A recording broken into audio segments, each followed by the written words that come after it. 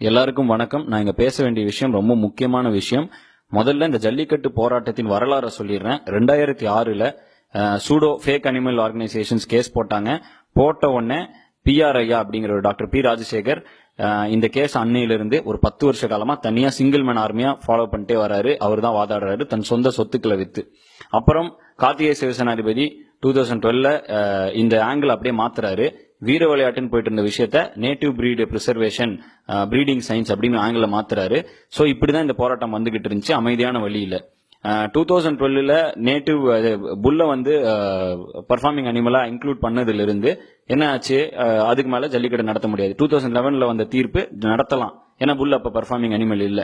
இப்ப என்ன நடந்துகிட்டு இருக்கு, புல்ல பர்ஃபார்மிங் அனிமல் இருந்து ரிமூவ் பண்ணா சட்டப்படியே நம்ம இந்த கேஸை ஜெயிச்சிடலாம். இவ்வளவுதான் இந்த விஷயம். சோ அமெண்ட் பிசி ஆக்ட் தான் நம்ம நோக்கம், நம்ம கொள்கை. இந்த போராட்டத்துல ஒரு கொள்கை எல்லாம் போச்சுன்னா நம்ம தோத்துருவோம். ரெண்டாவது, நான் இப்ப சொல்ல வேண்டிய முக்கியமான விஷயம், ஒரு ஃபாரினர் வந்து இன்னைக்கு மெரினால வந்து அட்டாக் பண்ணிட்டாங்க, அதனால போலீஸ் வந்து அத்துமீறினாங்கன்னு சொல்றாங்க.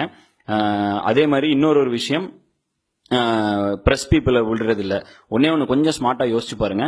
பிரஸ் வந்து நேஷனல் மீடியா வந்து கவர் பண்ணாதான் டெல்லியில இந்த பத்தி விஷயம் தெரியும். பிரஸ்ஸை யூஸ் பண்ணிக்கங்க, அட்லீஸ்ட் உங்களோட பவருக்கு யூஸ் பண்ணிக்கங்க. இப்ப எல்லாரும் இறங்கி வராங்கன்னா ஏன்னா போராட்டம் வலுத்துருச்சு, அதனால இறங்கி வராங்க.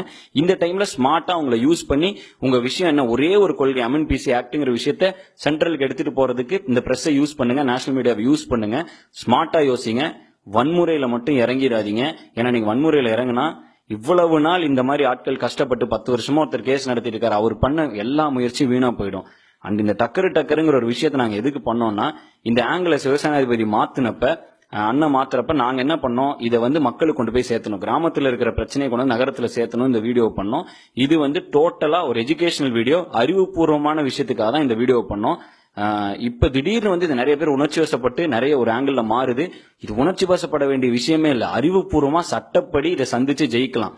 எங்கெல்லாம் நீங்க போலீஸ் எதிரியா நினைக்கிறீங்களோ அங்கெல்லாம் என்ன நடக்கும், நீங்க ரோட்டுக்கு வந்தா கண்டிப்பா போலீஸ் அடிப்பாங்க, அது லா அண்ட் ஆர்டர் பிரச்சனை. நீங்க வேற யாரையாவது தாக்குனீங்கன்னா போலீஸ் அடிப்பாங்க, லா அண்ட் ஆர்டர் பிரச்சனை. போலீஸ் வந்து நம்மள விடவே கூடாதுன்னு நினைச்சிருந்தா விடவே விட்டுருக்க மாட்டாங்க. இப்ப போலீஸ் நம்ம பாதுகாவலர்களா நம்ம யூஸ் பண்ணிக்கணும், ஏன்னா அவங்களும் பாதுகாப்பு தர ரெடியா இருக்காங்க. சட்டையை கழட்டினா உள்ள இருக்கிறது ஒரு தமிழன் தாங்கிறதையும் புரிஞ்சுக்குங்க. நம்மளுடைய எதிரி யாரு, இந்த கேஸ் எல்லாம் போட்டாங்க பாத்தீங்களா, அந்த ஆட்கள் தான், இந்த ஃபேக் அனிமல் ஆர்கனைசேஷன்ஸ் தான் நம்ம எதிரி. அவங்கள தான் நீங்க டார்கெட் பண்ணுமே தவிர, எவ்வளவுக்கு எவ்வளவு போலீஸை டார்கெட் பண்றோமோ அவ்வளோக்கு அவ்வளோ அவங்க அங்க ஒரு ஏசி ரூம்ல உட்காந்து ஜாலியா இந்த வீடியோ எல்லாம் பார்த்துட்டு இந்த கிளிப்பிங் எல்லாம் பார்த்துட்டு சிரிச்சிட்டு இருப்பாங்க. நாங்க டக்கர் போட்டதும் ஒண்ணுதான், ஒரே விஷயத்துக்காக தான். அலங்காநல்லூர்ல முதல் இந்த போராட்டத்துக்கு நாங்க தான் முதல்ல போய் அதை ஆரம்பிச்சுட்டோம். அதுவும் எதுக்குன்னா, நாங்க எங்க கொள்கையை பதிவு பண்ணதுக்கு தான் போனோம். நானும் பிஆர்ஐயா சேனாதிபதி எதுக்கு போனோம்னா, ஊர் பொதுமக்களுடன் அமைதி ஊர்வலம், எங்களுக்கு வந்து அமெண்ட் பிசி ஆக்ட் பண்ணி பர்ஃபார்மிங் இருந்து புல்லை எடு, எங்களுக்கு ஜல்லிக்கட்டு நடக்கணுங்கிறதுக்காக தான் போனோம். அது திடீர்னு அங்கிருந்து வேற ஆங்கிள் அந்த போராட்டம் மாறிச்சு. பிஆர்ஐ எங்களை உடனே கிளம்பு, இது உணர்ச்சி வசமான போராட்டமா மாறிட்டு இருக்குன்னு எங்களை அனுப்பிச்சு விட்டாரு. முடிஞ்சு மெரினாக்கு வந்து அதே தான் அட்ரஸ் பண்ண, அமைதியா இருங்க அப்பதான் ஜெயிக்க முடியும்னு. நம்ம இப்ப உணர்ச்சி வசப்பட்டு அறிவுபூர்வமா போராடாம விட்டுட்டோம்னா, ஒரு 10 வருஷ காலமா இந்த மாதிரி ஆட்கள் உண்மையான ஹீரோக்கள் போராடிட்டு இருந்தாங்களா, அவங்களோட எல்லா முயற்சியும் வீணா போயிடும். ஜல்லிக்கட்டு வர்றதுக்கான வாய்ப்பும் இல்லாம போயிடும். ஏன்னா நீங்க எவ்வளவு வன்முறையில் இறங்குறீங்களோ அவ்வளோ இந்த ஃபேக் அனிமல் ஆர்கனைசேஷன் பீட்டா இவங்களுக்கு எல்லாம் செம கொண்டாட்டமா இருக்கும். ஜாலியா அதை எவிடன்ஸ் எடுத்துக்கிட்டு இருப்பாங்க. அலங்காநல்லூர் நடந்ததும் அதே தான். அமைதி ஊர்வலத்துக்கு நடுவில் ஒருத்தர் காலை அவுத்து விட்டாரு. போலீஸ் வந்து எல்லாரையும் அடிச்சு விரட்டினாங்க. கொஞ்சம் யோசிச்சு பாருங்க, அந்த காலை யாராவது குத்தி இருந்துச்சுன்னா பீட்டா அதை அழகா வீடியோ எடுத்து அடுத்த வருஷம் ஜல்லிக்கட்டு விடாம பண்ணிருப்பான். ஏன்னா அதுதான் அவங்க இத்தனை வருஷமா பண்ணிக்கிட்டு இருக்காங்க. ஏதோ ஒரு அசம்பாவித்தத்தை அழகா கேப்சர் பண்ணி அதை வேற மாதிரி பிரசென்ட் பண்றது. இப்ப ரொம்ப நம்ம இருக்க வேண்டிய விஷயம். இப்ப நான் நேரா கோயம்புத்தூர் போயிட்டு இருக்கேன், மதுரையில இருந்தேன். இப்ப இன்னைக்கு நேற்று சென்னை, நைட்டு சென்னை, இன்னைக்கு காலையில இருந்து அடுத்து என்ன நேஷனல் மீடியா உள்ள கொண்டு வரதுக்காக சேனாதிபதி என்ன ட்ரை பண்ணிட்டு இருந்தாரு. அந்த வேலையில இருந்தோம்.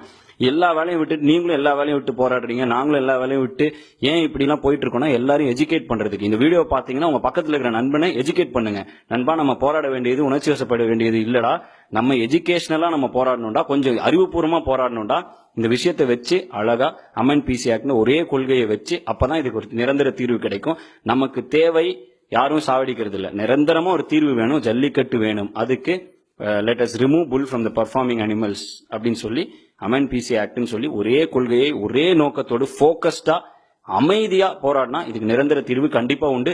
எனக்கு புரியுது, எல்லாரும் ஃப்ரஸ்ட்ரேட் ஆகிறோம், நானே ஃப்ரஸ்ட்ரேட் ஆகிட்டு தான் இருக்கேன். இப்ப இங்க இருந்து கோயம்புத்தூர் போற வழியில் ஏதோ தோணும், அந்த மாதிரிலாம் நடக்கும். பட் என்னதான் இருந்தாலும் நம்மளோட நோக்கம் வேணும்னா அமைதியா இருப்போம், அமைதி காப்போம், அறிவுபூர்வமாக போராடுவோம், நிரந்தர முடிவை நோக்கி. ஜல்லிக்கட்டு வேண்டும். நன்றி, வணக்கம்.